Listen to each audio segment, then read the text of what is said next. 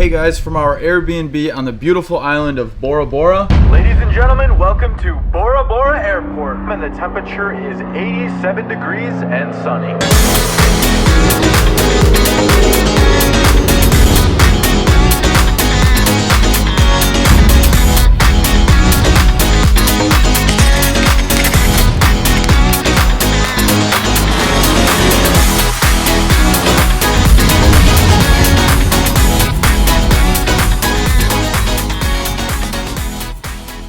Today we're going to tell you guys all about the reality of staying in an Airbnb on the most beautiful island in the world. So let's maybe start it out by saying from the beginning how we got from the airport to our Airbnb. So when you take the flight Air Tahiti, which is the only airline that flies outside of, let's say, people that take private jets, to the island of Bora Bora from Tahiti. So once you get to Bora Bora, if you're staying in one of the nice resorts, a lot of the times they have a hotel transfer for you. But if you're staying in, let's say, maybe a more local area or an Airbnb or some sort of rental, then you can hop on the ferry, which is actually included in your ticket price on Air Tahiti.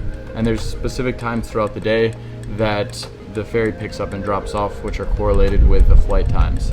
Once you get to the mainland, at the ferry port in Vaitepe, don't judge my pronunciation, you'll take a cab from there to your destination. So for us, it was about $20 US to go from the ferry port to our Airbnb. Our Airbnb is located in Matira Beach, which is the southernmost point of the island. We'll have a video if you look down in the comments below. But we found that this area is the most populous area and the best area to stay in if you're not staying on one of the main resorts after doing a road trip around the island. So at our Airbnb specifically, we're about a 3-minute walk from one of the grocery stores, and there's a larger grocery store down the road.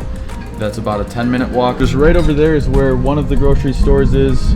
Also, we have Avis down here, car rental place. We're so glad that Mark and Liz found such a nice place for us because it is the prime location if you're not staying on a main resort. Let's go ahead and tell you guys a little bit more about the Airbnb we're staying at. It's a beautiful spot and we got it for a great deal. So there's 4 of us staying here and the total was just over $1,400. So it came out to, I think, around $450 per person for 7 nights. The place can sleep though, I think 6 is what they recommend, but honestly you could probably fit 8 or 10 people in here based on the amount of beds. But let's go ahead and take you guys inside and show you. So as you can see here, we have a side bungalow here and then we have the main house. So we're gonna go ahead and go show you guys the main house first and we'll come back and show you what the bungalow looks like.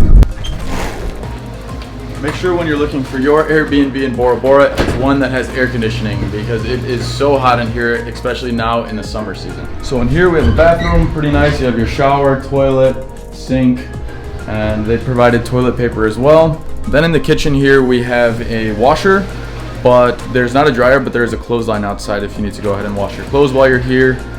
In the pantries we have plates, cups, kind of all the utensils you need, as well as different mixing bowls and things like that. So no dishwasher, but there is 2 sinks here that you can go ahead and wash all the dishes.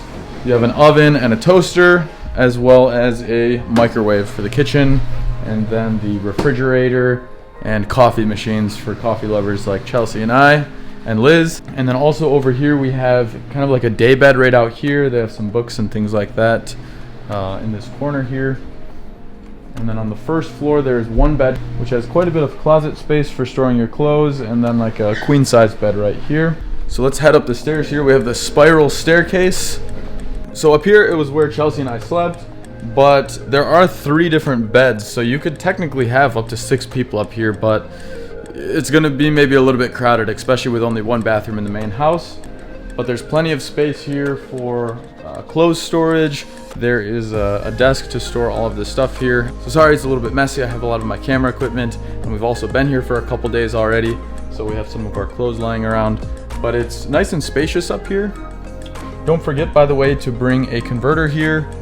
You'll definitely need that. They don't have the same US power if you're coming from the United States. So back down the stairs, we're gonna head outside and show you the view, which is my favorite part about this whole Airbnb and where I've spent every single morning around 5:15 a.m. for the sunrise. On the side over here, we have a nice larger table that seats about 6 people. And they're kind of like your bar stool tables right here, where I like to do a lot of the photo editing and video editing while looking out onto these amazing views. Now, if it does get super rainy, these blinds right up here. They are adjustable.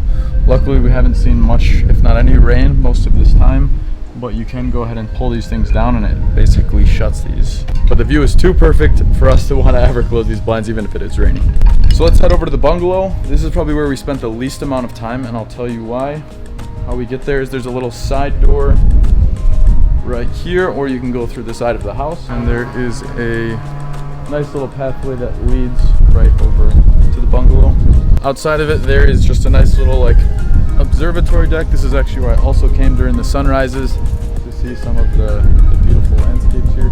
There's a nice like bench right here to hang out and relax on, and then of course you have those to die for views of the Intercontinental and Sofitel right over there, the two big resorts in the Material Beach area. So now let's head inside here. Alright, so we just got to the bungalow.